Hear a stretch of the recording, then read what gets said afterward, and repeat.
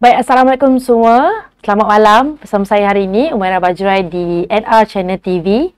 Hari ini kita ada tetamu yang sangat istimewa dan sangat cantik. Dia punya bergaya tu memang sangat bergaya. So, saya pun mula-mula nak panggil Puan Kecik macam terlupalah. Baik, hari ini kita ada segmen bersama dengan Esko Wanita Malaysia iaitu Hajah N. Ngasri. Kita panggil nama famous je. Jadi, apa khabar? Baik, Alhamdulillah. Saya ingat tadi Kajol ke apa interview saya. Dah macam kat negeri mana ni? Kat Hindustan ke? Kat Malaysia ni lah. Kajol masuk Islam. Okey, baik. Jadi hari ini kita ada segmen yang paling penting lah, iaitu yang sedang berlaku, yang hangat di Sabah, iaitu kita ada PRN di negeri Sabah. Jadi tanpa membuang masa, saya akan tanya soalan yang pertama, iaitu Datin. Kita panggil Datin okey? Boleh, panggil N boleh. N boleh. Datin lah. Datin. Okey, Datin. Ramai mengenali Datin sebagai figura yang aktif dan lantang bersuara memperjuangkan suara wanita. Bila kita sebut tentang PRN Sabah kali ini, apa yang sebenarnya terlintas dalam fikiran Datin sendiri? Okey, bila cakap tentang PRN ni adalah satu perkara yang saya rasa kita sebagai orang politik sangat-sangat menjadi tanggungjawab dan amanah untuk melaksanakan tugas yang diamanahkan sebagai memainkan peranan sebagai ahli politik. Jadi untuk bertugas dan bekerja lah untuk PRN Sabah. Jadi satu perkara yang kita tidak boleh nampak ianya adalah ringan, nampak ianya adalah santai-santai, kerana ia adalah satu amanah untuk menjayakan supaya semestinya Sabah ini menjadi milik Barisan Nasional ataupun UMNO.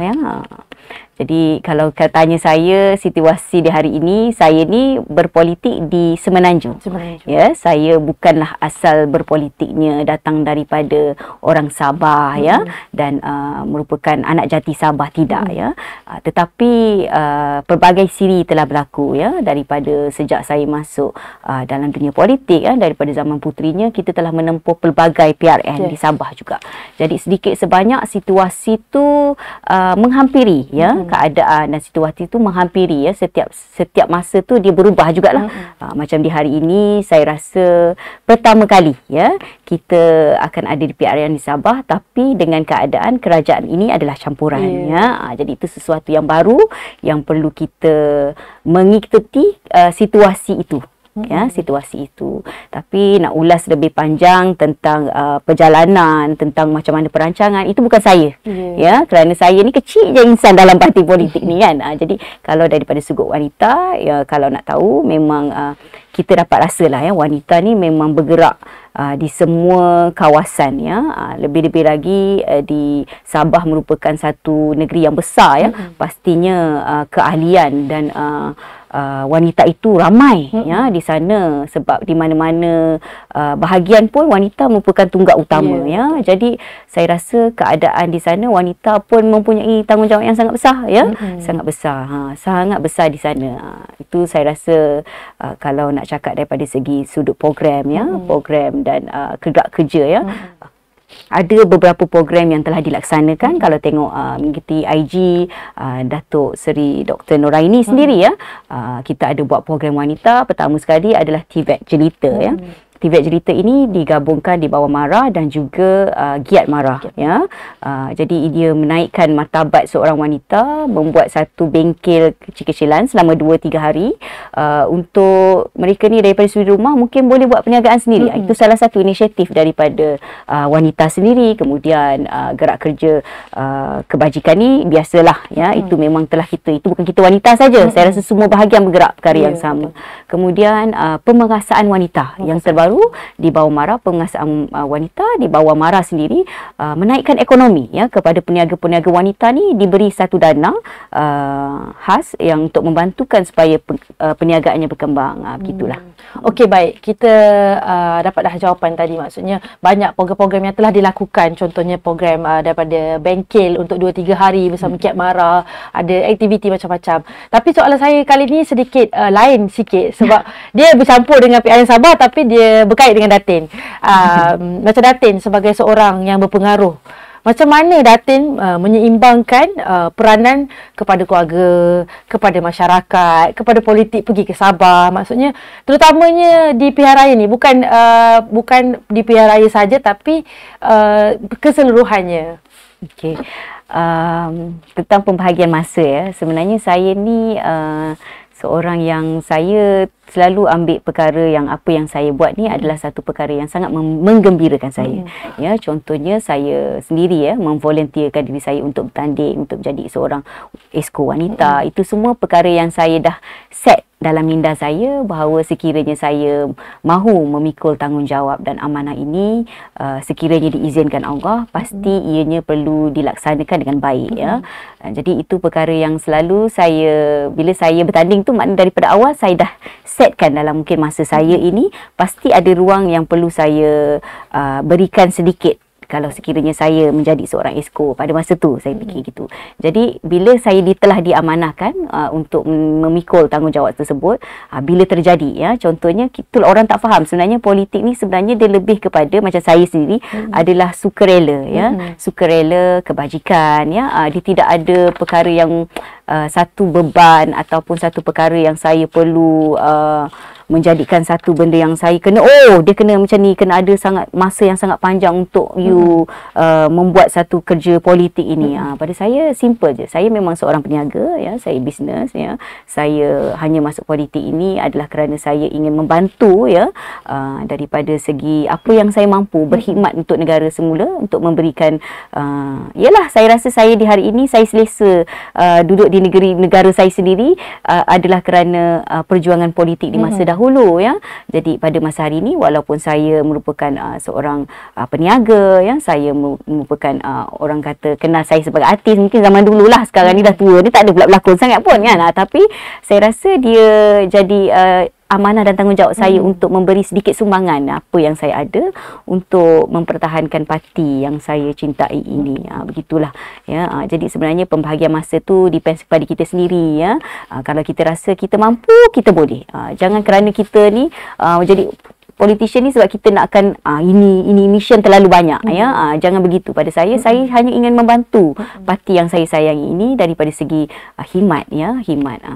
Contohnya kalau saya pergi ke mana-mana pun sekurang-kurangnya mungkin orang kenal saya, dan kadang-kadang mungkin orang tu boleh dengar daripada sudut yang lebih, orang kata lebih faktanya ya, daripada you percaya kadang-kadang tak siapa-siapa cakap, you pun tak kenal background dia siapa ya. Sebab kadang-kadang kita ni samalah, kita pun kalau nak dengar orang cakap dan nak memberi kepercayaan kita, mesti kita kena tahu orang tu siapa. Yes, betul. Jadi sekurang-kurangnya bila saya join ya dalam politik ni, mungkin saya pun kena study lah ya, supaya apa yang saya ulas, apa yang saya cakap tu tidaklah ianya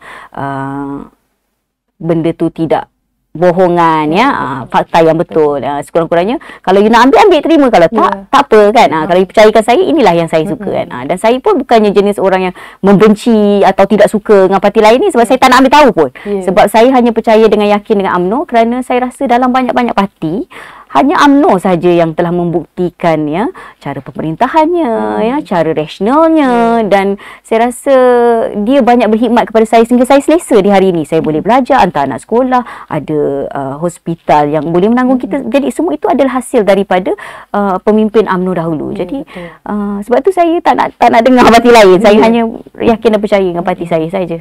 Maksudnya keyakinan tu memang dah ada, dan bila kita bercakap tentang masa tu sendiri, bukannya senang-senang nak bagi masa kepada benda yang kita yakin. Dan saya boleh konklusikan masa tu tak kisahlah menjadi seorang pelakon ataupun wanita yang aktif dalam politik, tapi ianya adalah macam mana kita manage diri.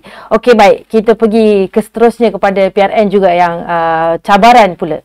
Apakah cabaran yang terbesar yang dihadapi oleh wanita Sabah untuk bersaing di arena politik negeri? Maksudnya kan Sabah ni kan mungkin lain budayanya. Jadinya mungkin Datin ada pandangan. Betul lah tu ya, daripada segi budaya, agama ya, ada benda yang sangat jauh daripada kita di Semenanjung ini. Tetapi actually kalau kita menghormati ya, bila ada perkataan menghormati, pada saya dia tak ada jadi masalah you siapa pun ya.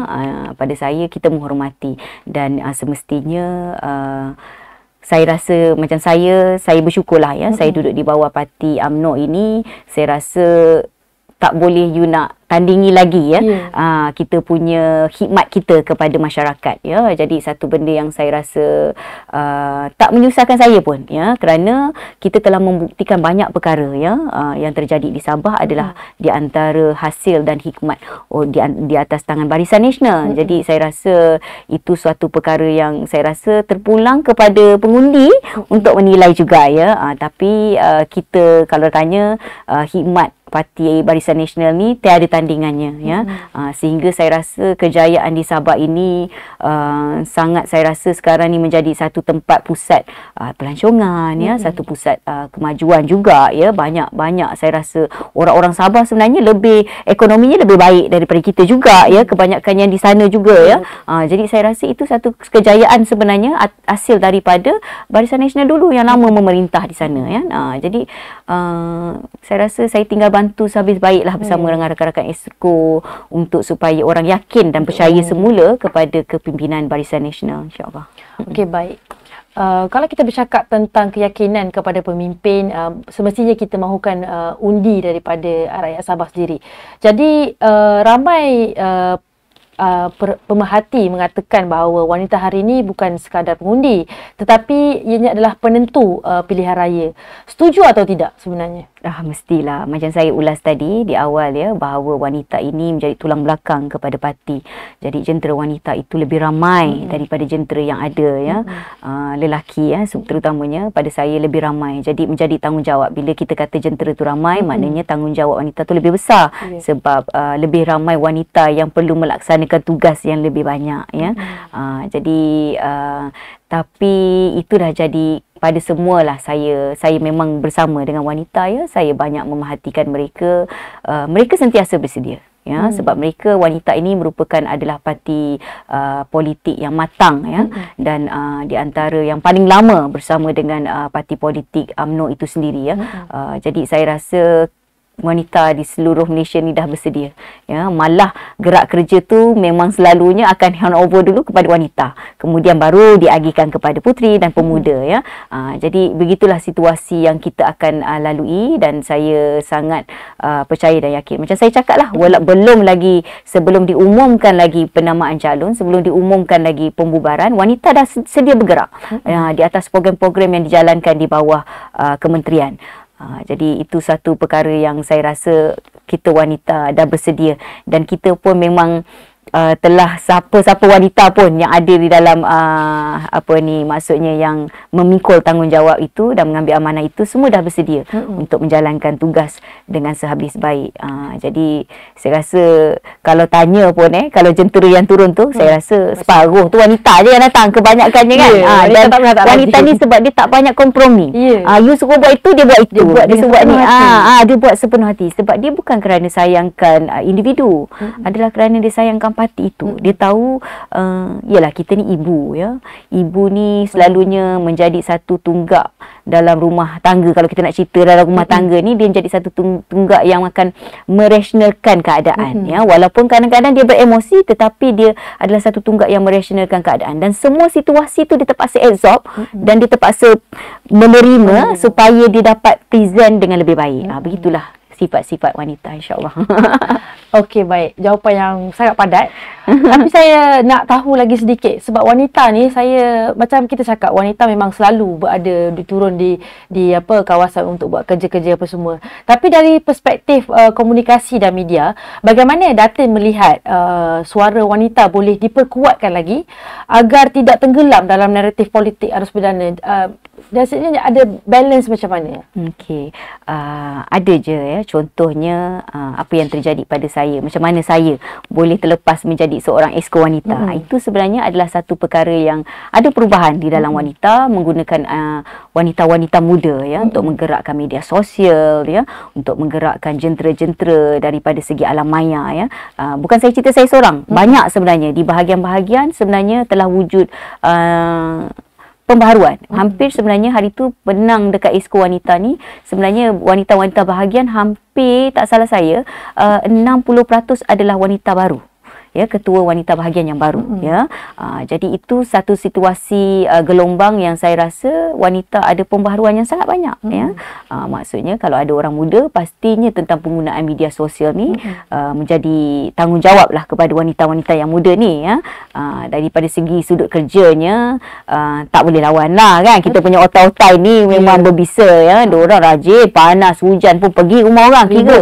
Nasib baiklah sistem tu dah dibarukan kan, alhamdulillah. Jadi acing-acing taklah penat sangat kan buat kerja tu, sebab diorang bancian memang diorang pergi rumah ke rumah, jadi satu orang jaga 10 rumah kan. Kita tahu dah kerja tu memang wanita, tapi cuma penggunaan media sosial ni ialah bila dah berusia, tak semuanya pandai menggunakan media sosial. Tetapi kalau tanya saya di hari ini, alhamdulillah, sebab dia dah jadi sama level, ya. Kerana yang baru-baru ni, yang wanita-wanita muda ni bantu daripada segi media sosial. Dan media sosial sekarang ni, kalau nak cakap, dia jadi satu, bukan kita nak cakap influencer tu, tak semuanya muda je yang berjaya. Macam-macam yang tu tukang masak pun berjaya juga dalam media sosial. Jadi pada saya, ianya okey. Ianya okey. Cuma diorang taklah begitu pakar, ya. Mungkin diorang basic, tapi minat orang kepada orang tua tidak luntur, saya kata.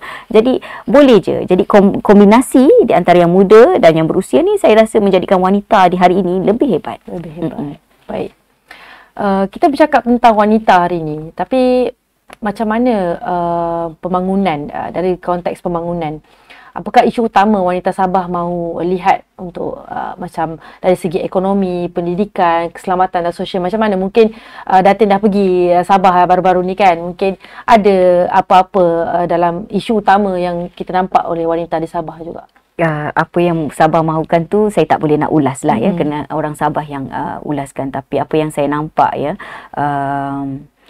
wanita ini sebenarnya dia tidaklah begitu complicated, ya. Asalkan kerjaya, ya. Wanita di hari ini banyak yang inginkan kerjaya, ya, supaya ada ekonomi yang stabil untuk diri mereka sendiri. Itu satu tunggak utamalah yang saya rasa kita pun tengah melaksanakan dengan sehabis baik, ya. Sebagai kerajaan, kita pun tengah menaikkan martabat seorang wanita tu dengan pelbagai cara, ya. Kalau kita tengok sebenarnya banyak aja, ya. Contoh MARA lah sendiri, ya, di bawah KKDW, Kementerian KKDW pun telah mengadakan dana khas untuk wanita, ya. Ada program TVET Jelita untuk wanita. Itu di antara inisiatif-inisiatif yang kerajaan ingin membantu menaikkan martabat seorang wanita. Jadi kita bawalah dan kita maknanya gunakanlah sehabis baik apa yang kerajaan lakukan untuk wanita, ya. Tentang berapa peratus itu pun tengah di dalam proses, ya, perjuangan. Jadi kita tak boleh nak cakap hari ni sebab kita lebih fokus pada PRN. Jadi macam PRN Sabah ini sebenarnya hari ini wanita semua nak naikkan martabat diri, ya, supaya mereka bukan sekadar ekonomi tetapi keyakinan diri, ya, keyakinan diri. Dan semestinya daripada walaupun kita wanita yang berkerjaya, keselamatan menjadi keutamaan sebagai seorang wanita, ya. Maknanya keselamatan ni saya rasa kita sebagai ibu, ya, kita sebagai orang yang lebih berusia, keselamatan tu adalah sangat-sangat, saya rasa bukan wanita, semua negara memerlukan keselamatan safe lah. Tapi saya nampak insya-Allah, ya, keselamatan ni satu benda yang kita tidak boleh kawal keadaan itu. Tetapi kerajaan banyak mengadakan inisiatif untuk supaya Sabah lah especially, ya, dia lebih terdedah daripada keadaan yang di luar, ya.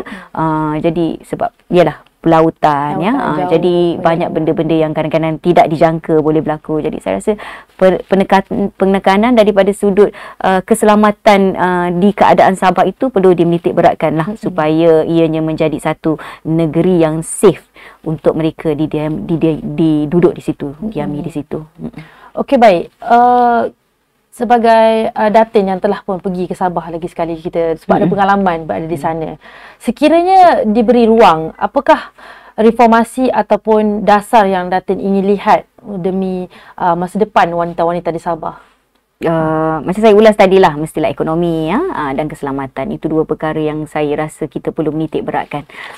Lain saya nampak tak adalah complicated sangat ya. Sebab saya rasa daripada segi sudut kemajuan, alhamdulillah Sabah dah semakin maju ya. Cuma nak dibandingkan dengan zaman dulu, banyak sangat kemajuan yang telah ni, dan jadi Sabah ni sekarang ni menjadi satu pusat pelancongan yang lebih orang suka pergi membandingkan negeri satu negeri kan. Ada satu negeri sebelum ni memang kita kerap pergi kan, contohnya Langkawi ya. Tapi sekarang orang lebih fokus kepada Sabah. Sempurna. Jadi macam saya rasa itu satu perkara yang alhamdulillah kejayaan mungkin PRN dulu kita telah menjadikan satu perubahan ekonomi yang baik. Sampai sekarang kita tengah nak stabil daripada sudut ekonomi dan semestinya daripada sudut keselamatan. Okey, baik. Ramai kata wanita di Sabah ni lebih matang dan terbuka dalam membuat pilihan politik. Adakah Datin setuju? Dan kalau setuju, kenapa? Oh, sebab diorang ni sebenarnya kehidupan ya, culture mungkin di Sabah ini, mereka ni daripada umur, saya rasa lepas sekolah diorang dah start mula bekerja kebanyakannya ya, sebab nak menaikkan ekonomi mereka ya. Mereka rajin dan mereka pun tak adalah orang yang ekonominya agak tinggi ya. Diorang masih ada lagi kategori-kategori yang agak susah ya. Jadi yalah, sebab kadang-kadang mereka ni di luar hutan ya, banyak kehidupan tu banyak, dan diorang punya culture pun berbeza, bangsanya pun berbeza-beza. Jadi kehidupan mereka sangat lain lah kita dengan Semenanjung ni ya. Jadi kalau kata kematangan tu sebab mereka terdedah dengan situasi, mungkin diorang daripada muda dah start berdikari dengan lebih lama. Jadi saya rasa sebab tu minda diorang tu matang cepat ya, sebab berdikari ni boleh mematangkan manusia ya. Jadi saya rasa itu yang orang kata di Sabah ini lain ya, sebab dia orang punya kematangan tu lain, pemahamannya pun lain ya. Jadi saya rasa kematangan tu wujud kerana mereka cepat terdedah kepada situasi yang diorang terpaksa bekerja ya, terpaksa nak pergi belajar pun tak semua tempat ada. Tu jadi struggle juga nak pergi belajar. Masih ada sekolah-sekolah yang agak susah untuk pergi ya. Jadi itu perkara-perkara, jadi minda diorang lain dengan kita kan. Jadi nak dibandingkan dulu lebih complicated, dan di hari ini saya rasa banyak much better. Jadi tinggal kita perbaiki. Okey, baik. Kalau kita cakap tentang PRN ni, pilihan raya, biasanya ada pengundi, mestilah ada calonnya. Jadi PRN Sabah kali ini dikatakan memberi ruang yang besar kepada calon wanita. Apakah pandangan Datin tentang ini? Adakah ianya betul-betul terbuka atau hanya sekadar simbolik? Saya tak berani nak ulas. Sebab calon ni satu benda yang sangat sensitif ya. Saya pun tak naklah kata kita wanita mampu, sebab kalau segi ni sebenarnya kita mampu je buat apa sahaja. Tetapi saya sangat yakin dan percaya kepada pucuk pimpinan tertinggi untuk membuat keputusan ya, siapakah yang lebih layak untuk duduki setiap seat di adun tersebutlah ya. Tak kiranya wanita ataupun lelaki, tapi berilah peluang dan ruang ya, kerana kita tak pernah beri peluang dan ruang yang begitu banyak kepada wanita. Kita tak pernah cuba ya. Kadang-kadang kita perlu cuba juga supaya kita nampak situasi itu adalah baik ataupun tidak ya, sekiranya dilakukan begitu. Tapi apapun, pada saya sebagai orang parti, saya mengharapkan kejujuran lah di semua bahagian ya, supaya kita hanya inginkan kemenangan ya. Kita bukan hanya inginkan nama kita ya, kita membawa satu nama besar parti dan negara. Jadi saya harap mereka berkompromi ya, sehabis baik supaya meletakkan calon yang terbaik di situ. Okey, baik. Ialah sebab calon ni bukannya kita kata hanya semata-mata letak, boleh sesiapa letak. Jadi ianya adalah memberi kesan kepada masa depan. Jadi kalau macam Datin sendiri, apakah pesanan mungkin kepada generasi muda, khususnya kepada wanita muda dalam membina Sabah yang lebih inklusif? Maksudnya sebenarnya kita kata pengundian undi itu sebenarnya boleh memberi kesan kepada masa depan, dan mungkin ada anak-anak muda yang tidak mahu keluar mengundi, wanita-wanita muda macam tidak mengambil berat. Jadi mungkin apakah pesanan Datin? Pesanan saya semestinya ialah kita banyak berdepan dengan media sosial, banyak portal, banyak blog, yang banyak juga influencer-influencer yang kita pilih untuk melihat ya. Jadi pilihlah yang tepat supaya anda mendapat satu fakta yang betul ya. Dan parents semestinya, ibu bapa ya, dah sampai masa untuk kita dah pernah kita biarkan anak kita untuk memilih mengikut emosi. Dan sampai masa saya rasa ibu bapa perlu mengambil tanggungjawab ya untuk convince anak-anak mereka sendiri juga untuk supaya memilih satu parti yang meyakinkan ya, yang meyakinkan dan mempunyai bukti yang sangat kukuh. Jangan complicated sangat. Jangan nak fikir selepas ni nak jadi apa orang ni. Jangan percaya bulan dan bintang ya, sebab ianya implikasi apa yang terjadi di hari ini adalah kerana kita percaya sangat dengan perkara-perkara yang kita rasa benda tak logik di akal ya. Tapi cukuplah kita pegang sejarah dan juga bukti yang telah membuktikan kepada kita keadaan mana yang membuatkan kita rasa lebih selesa dan kita rasa lebih tenang. Masa itu parti politik mana yang memimpin negara tu, keadaan tu tidak jadi sangat complicated ya.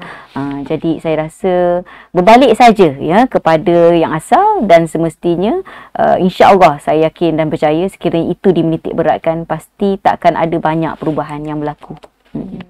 Ya baik, jadi saya nampaklah maksudnya Datin pun sudah pergi ke sana, semestinya nakkan pembaharuan dan juga yang terbaik untuk khususnya kepada rakyat-rakyat di Sabah. Selain daripada tu, ada tak apa-apa macam satu perkataan yang boleh menggambarkan harapan di Sabah itu sendiri? Sebab PRN kali ini macam kita cakap tadi, dia sangat berbezalah, kerajaannya berbeza, mungkin ada pencampuran. Jadi apakah harapan yang sebenar-benarnya macam memang kita nak perubahan kalau boleh, dari segi kita nak kembali kepada parti politik yang sedia ada. Tapi mungkin apa yang Datin sendiri harapkan setelah berada di sana sebagai seorang wanita yang turun ke sana sendiri? Harapan semestinya rakyat Sabah ya memilih Barisan Nasional ya, tanpa ada berbagai kompromi ya, kerana saya rasa walaupun kita dalam parti gabungan ya, tetapi kita tetap mempertahankan Barisan Nasional. Jadi saya rasa Barisan Nasional saja yang mampu membuktikan yang terbaik. Jadi saya rasa you dah banyak dah situasi yang you tempuh ya. Akhirnya hanya ada satu parti saja yang telah membuktikan yang terbaik ya. Jadi saya rasa rakyat Sabah dah perlu perkuatkan ya, dah perlu buat satu keputusan yang tanpa ada titik tolak lagi ya. Walaupun kita di Malaysia mempunyai kerajaan campuran, tetapi pastikan Barisan Nasional itu mendapat tempat di mana saja mereka bertanding. Itulah saya punya harapan. Kan semestinya sebagai wanita kita tetap menjadi tulang belakang kepada parti. InsyaAllah saya sendiri dan rakan-rakan seperjuangan saya memang akan sehabis baik ya, berkhidmat demi parti supaya kita semua mendapat kejayaan di Sabah, insya-Allah. Apa tagline dia? Radu tetap radu sampai menang. Okey baik, kita dah pun nak ke hujung perancangan, tapi rugilah kalau kita tak dengar kata-kata terakhir daripada Datin. Mungkin Datin ada pesanan bukan hanya kerana PRN, juga mungkin dari segi kepada wanita, dari segi anak-anak muda ke, dari segi semua lapisan masyarakat. Sebab kita jarang-jarang dapat Datin bercakap hari ni. Jadi mungkin boleh bagi kata-kata ataupun nasihat ataupun wasiat ke. Wasiat macam itu aku tak ada ni. Tak ada. Saya simple ya. Saya ni orang tahu saya tidak ada begitu maksudnya begitu kronik tentang dalam dunia politik ya. Saya hanya seorang insan biasa ya, yang memang suka bersama-sama membantu parti ya, sehabis baik mudah-mudahan ya. Pertama, doakan semoga Allah sentiasa sihatkan saya supaya saya boleh menjalankan tanggungjawab dan amanah yang Allah berikan kepada saya dengan mudah dan dengan jayanya. Dan semestinya buat adik-adik, buat kawan-kawan seperjuangan ya, saya rasa ramai lagi yang hebat-hebat ni yang banyak menjadi contoh kepada saya ya. Tetapi apa pun kita bersama-sama kena memastikan bahawa insya-Allah UMNO ataupun Barisan Nasional mesti berada di tempat yang sepatutnya. Dan memang tak ada, macam saya cakap lah, memang kita perlu pertahankan parti ini kerana saya nampak parti ini saja yang genuine mempertahankan negara sehabis baik ya, dan boleh melaksanakan tanggungjawab dalam kenegaraan ini dengan baiknya dan jayanya. Okey baik, terima kasih. Terima kasih banyak-banyak NR Channel yang tak pernah jemu-jemu ya, menjemput saya untuk bersama dengan NR Channel di satu, saya rasa, portal ataupun channel politik yang saya rasa sangat genuine ya, sangat saya rasa lebih berfakta fakta ya. Walaupun ianya santai tapi ianya datang daripada fakta yang betul. Tanpa ada lakonan ya, tanpa ada orang kata buat-buat cerita ke tak ada. Jadi saya harap ni di antara yang masyarakat perlu tonton ya, supaya you tahu dalam situasi sebenar siapakah orang tersebut, siapakah dia, pemimpin dia siapa ya, supaya you genuine, you tahu siapa orang itu. Jadi barulah you boleh nilai dengan betul. Kadang-kadang you tengok orang-orang yang buat-buat kan, macam di media sosial ni banyak je yang dilakonkan semua dia bukan genuine, jadi yang bukan betul-betul ya. Jadi macam itu pun perkara yang perlu you menitik beratkan lah juga kan. So thank you, terima kasih banyak-banyak. Selamat maju jaya juga kat Puak Kajol kita ni ya. Orang-orang muda yang manis ya, di antara yang saya respect sebagai orang muda untuk bersama-sama berkorbankan masa demi parti politik. Satu benda yang perlu saya ya menghargai. Terima kasih banyak-banyak. Okey, baik, terima kasih juga. Dalam tukar ni boleh jadi.